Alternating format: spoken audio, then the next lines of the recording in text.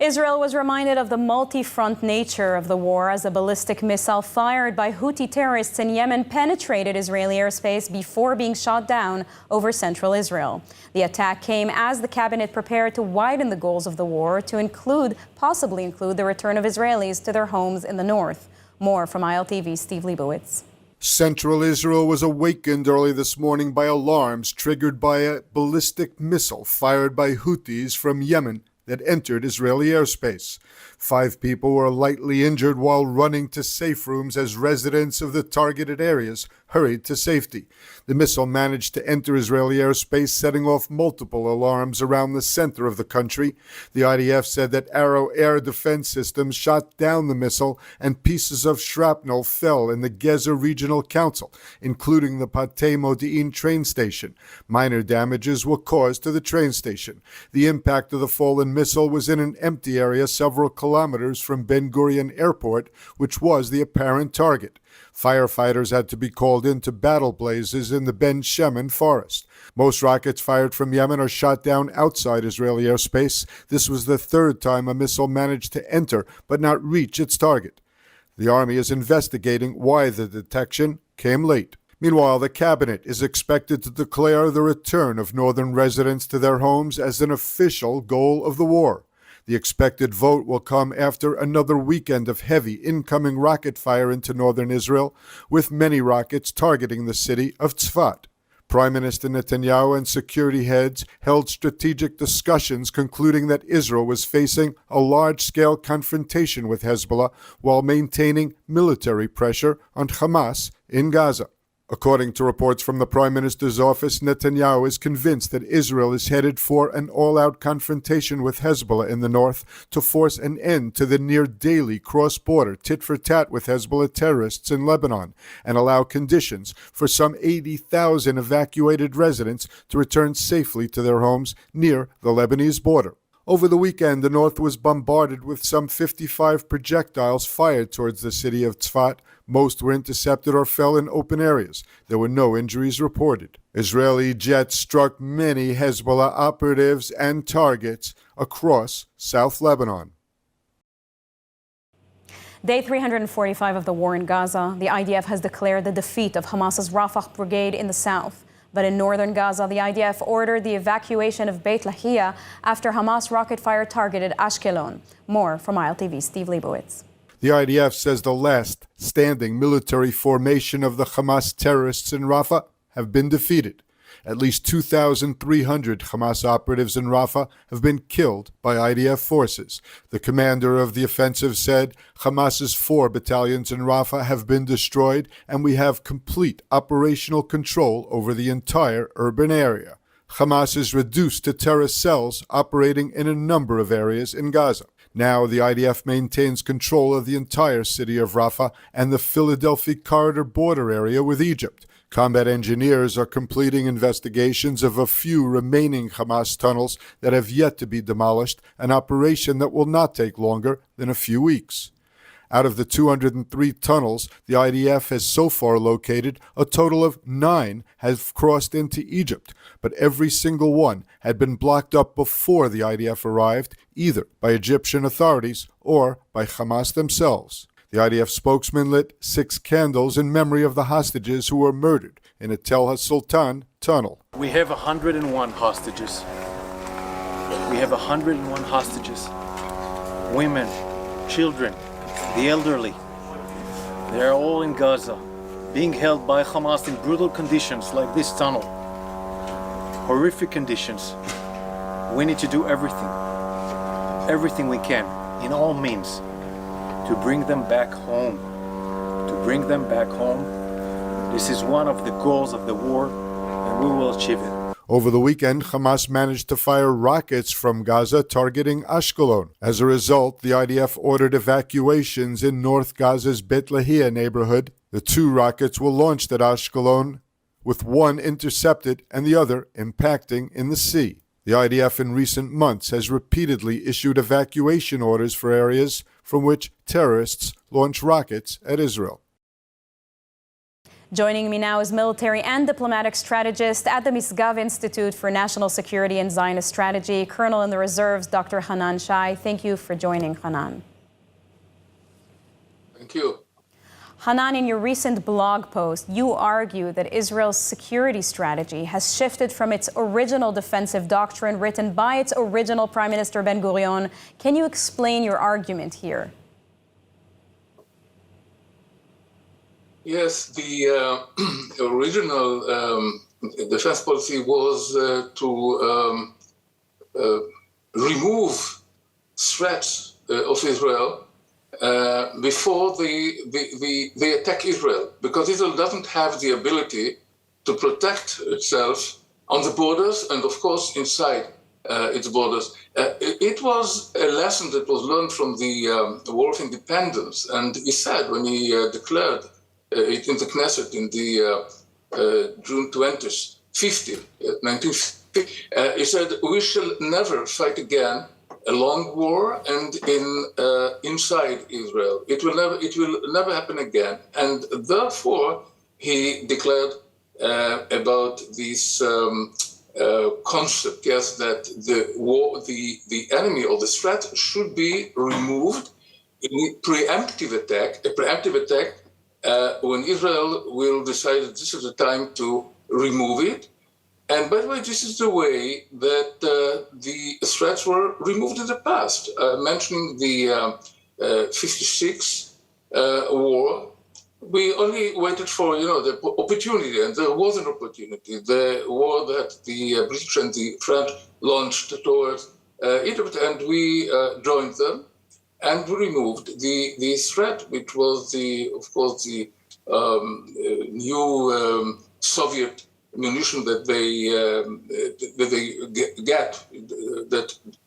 Egyptians were getting from the USSR, and we did it in '82 in Lebanon, when the PLO, it was a military and a complete organized ordinary military, a terror military, of course, like the ordinary militaries now in the Gaza Strip and in Lebanon, and we removed it. We waited for the opportunity, and the opportunity came. Well, of course, we are very sorry. When the ambassador in Britain was attacked, and so we did it and removed it. And for more than 20 years, there were no rockets towards Israel. So in short, you emphasize the importance of swift military action and preventing attacks outside of Israel's borders, not inside Israel's borders. How do you assess the current Israeli military strategy in Gaza? Was Israel too reactive rather than proactive?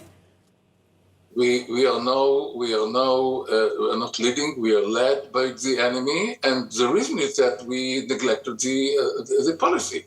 And it's not only neglecting the policy, we neglected the ability to launch not a preemptive, but a preventive attacks, which means you have to prepare yourself very well ahead. And the fact is that we didn't have any contingency planning to enter the Gaza Strip and to take it over. We didn't have it. So we were not ready. And it is a policy, a military policy, a military revolution. It's not only in Israel, by the way. It's in the all Western countries, especially in NATO. We can see it. They are not ready to war because of the post-communism era and the end of history, of Fukuyama's end of history era. Yeah? And so we have now, we have on one hand to fight and on the other hand to prepare ourselves, to build ourselves. We were not built to such a war. And therefore it takes time, and I hope we shall do well. And because we are doing well, at the tactical level, we are doing very well. I see. Dr. Hanan Shai, thank you very much. Thank you.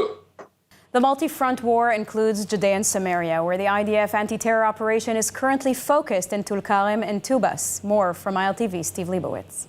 The ongoing anti-terror operation is focused in Tulkarem and Tubas in northern Samaria. 10 armed terrorists were eliminated in airstrikes and face-to-face exchanges of fire. One of the terrorists killed is Mohammed Abu Atiyah, suspected of killing Major Maxim Rizkov on October 19th.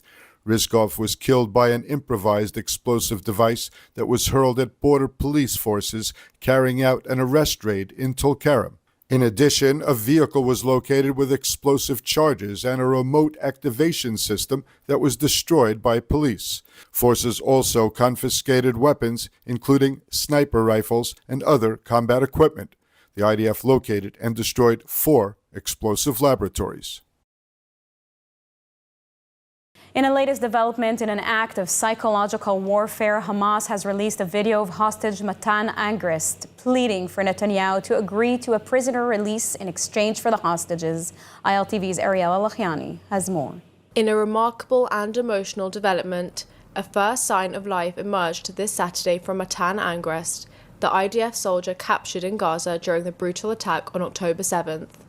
Severely wounded and unconscious when taken, Matan has now been seen in a recently discovered video from his captivity. In the propaganda video, which is a form of psychological terror commonly used by Hamas, Angrist directly appeals to Prime Minister Benjamin Netanyahu, urging him to act swiftly to secure his release through a prisoner exchange. The audio was made public by Angrist's mother, Anat Angrist, during a protest demanding action for the captives.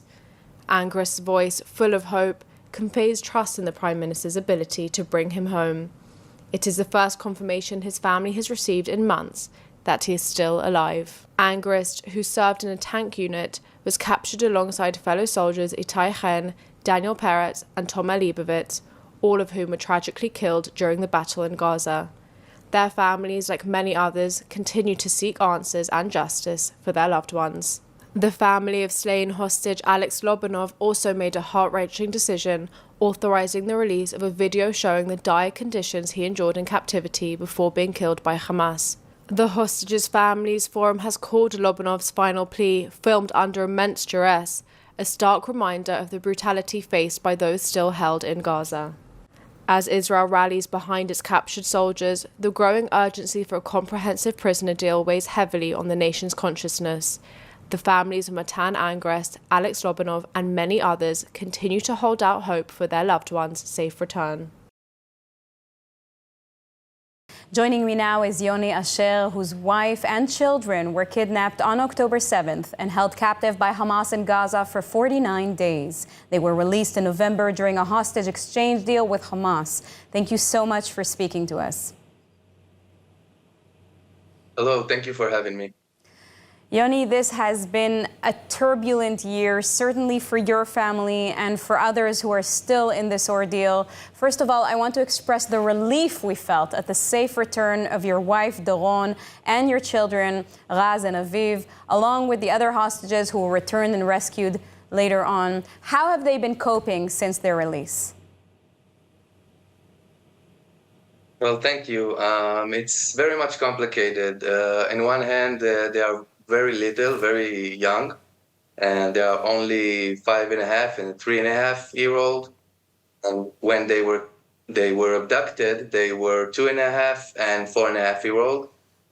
So along this period of time, we had to cope with a lot of difficulties, with all the joy and with all the even the euphoria that was in the days after their return. Eventually, you need to put them to sleep at night. You need to get them back to their structures, and you need to make sure that they will grow up with much less trauma than they're supposed to be. And I want to mention that no one has any experience, professional experience, in this kind of matter. This is not something that this is unprecedented. So we have to follow our own instinct as parents. That must be incredibly hard. How do you begin to rebuild a sense of normalcy after such a traumatic experience? Like I mentioned, you need to follow your instinct. I can tell you that it is before October 7, they were sleeping the whole night. And today they are not. They are waking up every night in the middle of the night. Sometimes it's a nightmare, sometimes it's longer, sometimes it's shorter. But for us as parents, is getting back to the period of time where we were waking up at night. But only now, it's with fears and with crime, and sometimes it can be quite difficult. What was the most difficult part of those 49 days for you and your family, not knowing what was happening to them? I think that the uncertainty is something that can torture a person, that can damage his personal health, physical and mental.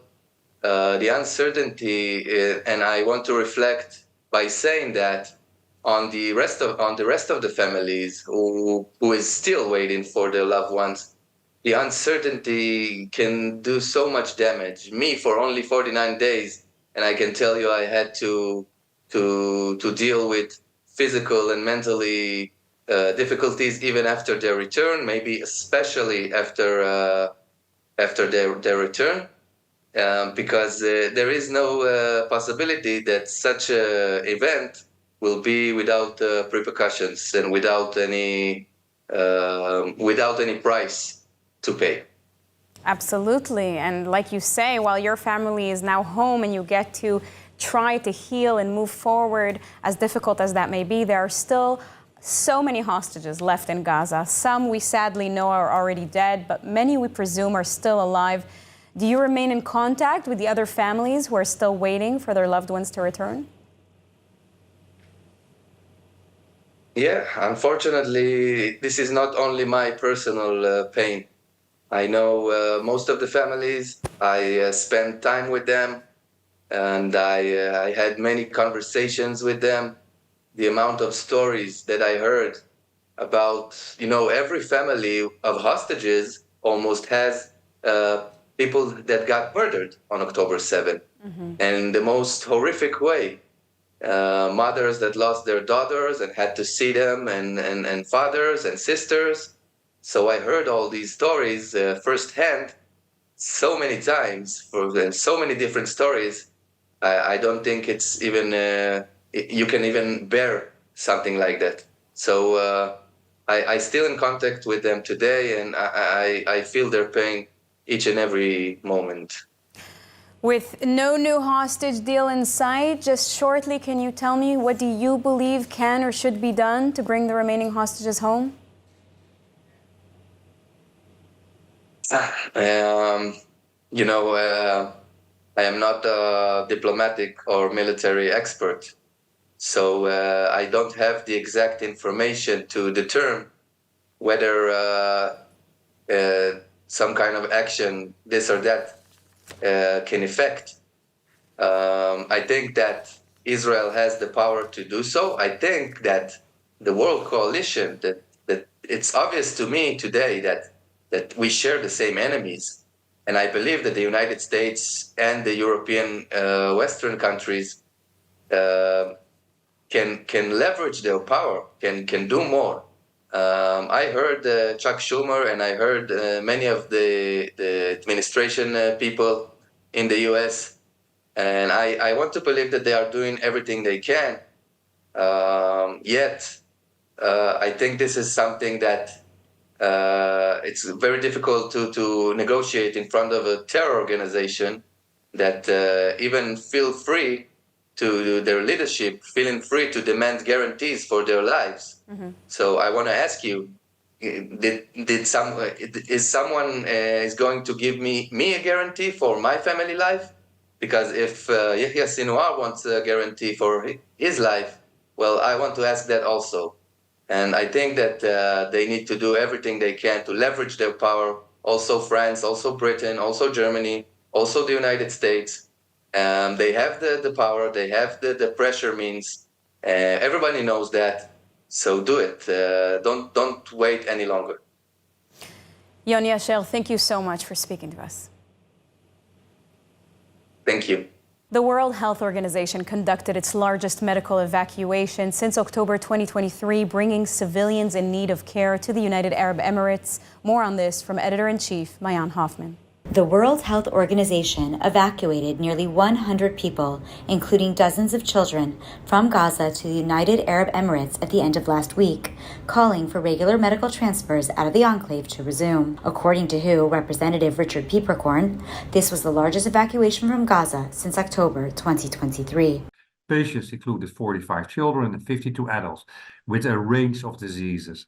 I'll not go in the numbers, but ranging from blood diseases, cancer, cardiovascular disease, congenital anomalies, ear conditions, endocrine diseases, eye conditions, immunological disorders, liver disease, renal disease, skin conditions, and of course, trauma, a lot of trauma. Additionally, the WHO reported that around 560,000 children under the age of 10 were vaccinated against polio during the first phase of an emergency vaccination campaign. The campaign, conducted from September 1st to the 12th, has now been paused, but is expected to resume for a second round in about 4 weeks. We are happy with this polio campaign. And I think we are also quite confident that we reached an enormous amount of children in this short time. And I think we are confident that we probably reached the target. What we want to reach 90% plus of our target. Israeli Prime Minister Benjamin Netanyahu is scheduled to address the United Nations General Assembly later this month on September 27th. His 5-day visit to the U.S. comes during a time of heightened security tensions with the ongoing war in Gaza, the constant rocket fire from Hezbollah in Lebanon, and missile threats from the Houthis in Yemen. Netanyahu's speech is expected to focus on Israel's security and regional challenges. There is speculation he may also touch on diplomatic efforts, including talks surrounding normalization with Saudi Arabia, as well as domestic challenges like judicial reforms. Netanyahu's stay will span over the entire long weekend, marking an extended visit, including the Sabbath, and focusing on both diplomatic and internal Israeli issues. The timing of his appearance at the UN places him at a critical juncture for addressing global leaders, especially given the ongoing tensions, threats, and regional instability here in Israel. His appearance highlights Israel's pursuit of strengthening international alliances while navigating very complex domestic and foreign policy challenges. Sagot Winery.